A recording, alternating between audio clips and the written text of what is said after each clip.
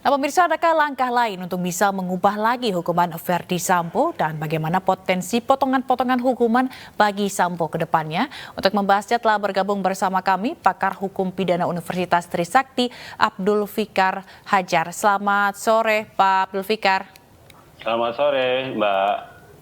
Nah, Pak Abdul Fikar, ini terkait dengan diskon vonis Sambo begitu. Ini kita ada langkah hukum selanjutnya kah? Apakah harus terima saja gitu dengan keputusan ini? Ya,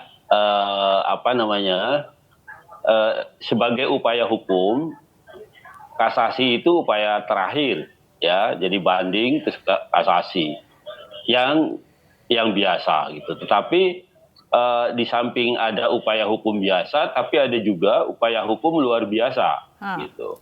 Nah, luar biasa itu yaitu peninjauan kembali. Tetapi ada syaratnya. Syaratnya adalah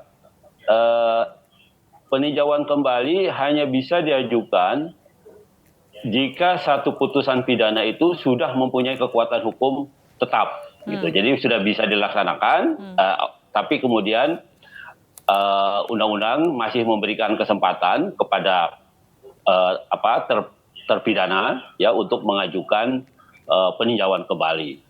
Nah, peninjauan kembali itu dasarnya cuma dua sebenarnya ya. Yang pertama ada kehilapan hakim ya, atau kekeliruan atau kehilapan hakim ketika membuat putusan peradilannya ya, baik tingkat pertama, kedua maupun di kasasi.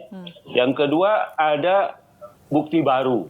Nah, bukti baru itu adalah bukti yang belum pernah diperiksa baik di tingkat pengadilan negeri, pengadilan tinggi maupun di tingkat kasasi. Gitu. Jadi meskipun bukti itu keberadaannya sudah lama umpamanya, tapi tidak pernah diperiksa di tiga tingkat itu. Nah, karena itu kemudian dia disebut novum, ya, bukti baru, gitu ya.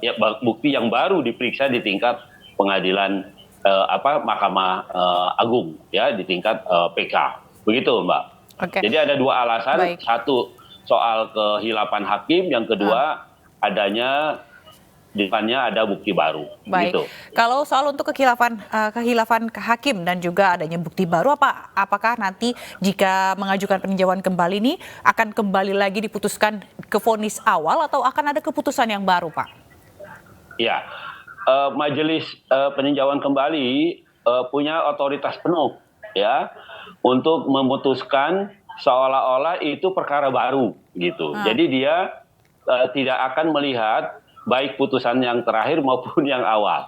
Dia akan menguji ulang, ya, dia mengadili ulang. Namanya kan peninjauan kembali. Jadi diuji ulang sejak awal, ya. Karena itu peninjauan kembali itu harus ada syarat yang harus dipenuhi. Ya, di samping itu tadi ada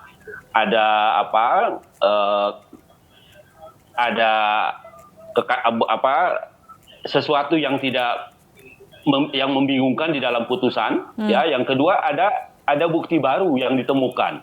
Yang kalau bukti itu diperiksa pada tingkat pertama di pengadilan negeri atau pengadilan tinggi, kalau ditemukan pada waktu itu putusannya akan berubah, tidak seperti sekarang ini.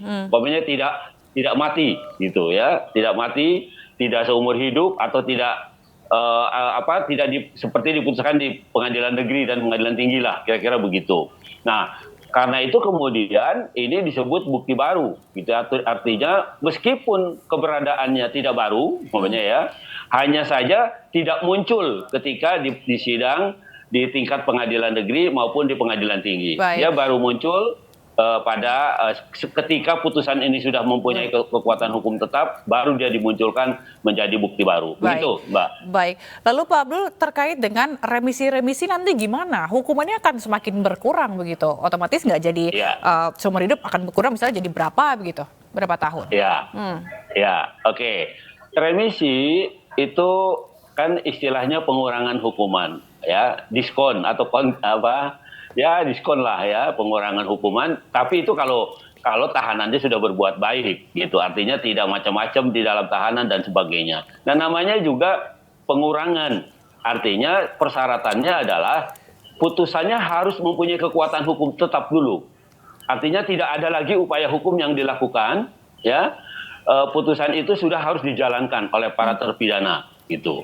Nah, ketika menjalankan itu, maka setiap tahun akan ada penilaian ya dari lembaga pemasyarakatan yang kemudian akan diputuskan itu bisa mengurangi hukuman ya dalam pengertian remisi. Ya, biasanya 1 tahun itu lumayan dikurangi 3 bulan ya kalau berbuat baik.